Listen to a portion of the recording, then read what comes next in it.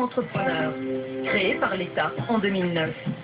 Une sorte de remède anti-crise dont a profité Aurore. Aurore est graphiste. À 24 ans, licenciée par son employeur, elle se met à son compte comme auto-entrepreneur.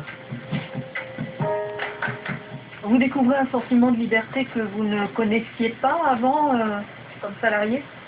Oui, en quelque sorte, parce que c'est vrai que, par exemple, pour ce qui est footing, l'avantage c'est que je gère mon emploi du temps, donc je me prends une heure et je vais courir et je continuerai à travailler après. Il n'y a pas la pression du chef au-dessus de sa tête, question horaire. Non, ça c'est certain. C'est certain.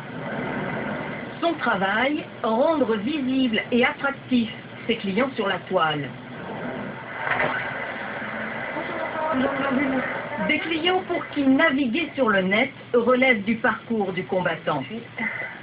Comme cet artiste peintre qui cultive son art à l'ombre de la cathédrale de Reims. De toute façon, il faudra que vous la mettiez en ligne aussi.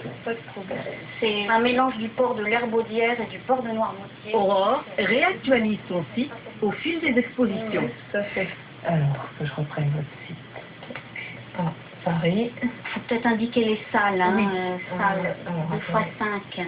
D'accord. En l'aide d'Aurore, vous seriez bien embêté pour vous faire connaître. Oh ben, je sais pas comment je ferais, parce que c'est vrai que ce site-là m'a apporté énormément de visites. Un véritable service à la oui. personne qu'elle vous apporte.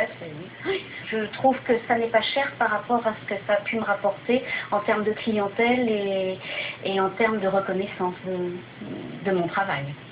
Prix des prestations autour de 800 €. Comme Aurore, près d'1 million de Français se sont lancés dans l'auto-entrepreneuriat. L'avantage de ce système, sa simplicité. Une déclaration au registre des métiers suffit. 2 000 € investis dans du matériel informatique et voici cette ex-chômeuse remise en selle sans l'aide de Pôle emploi. Là, actuellement, au jour d'aujourd'hui, j'arrive à me sortir un peu plus que le SMIC. Par mois. Par mois. Ce qui n'est pas beaucoup. Ce qui n'est pas beaucoup, mais ce qui est un peu plus que ce que je gagnais en étant salarié. Aurore ne paie pas de taxes professionnelles. Ses charges et impôts réduits sont calculés par rapport à son chiffre d'affaires. Mais tout n'est pas rose dans la vie d'un auto-entrepreneur. Par exemple, pour sa couverture sociale. Donc là, c'est une ancienne fiche de paye quand j'étais salarié. Toutes les cotisations, congés payés, sécurité sociale, assurance vieillesse, Donc tout ça, vous n'avez chômage. plus. Alors, chômage, je n'ai plus.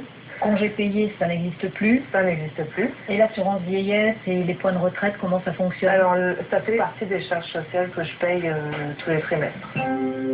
Aurore doit cotiser auprès d'une caisse spécifique. Une protection sociale parfois moins avantageuse que celle des salariés classiques. Et pour une réussite, combien d'échecs? 60% des auto-entrepreneurs ne déclarent aucun chiffre d'affaires.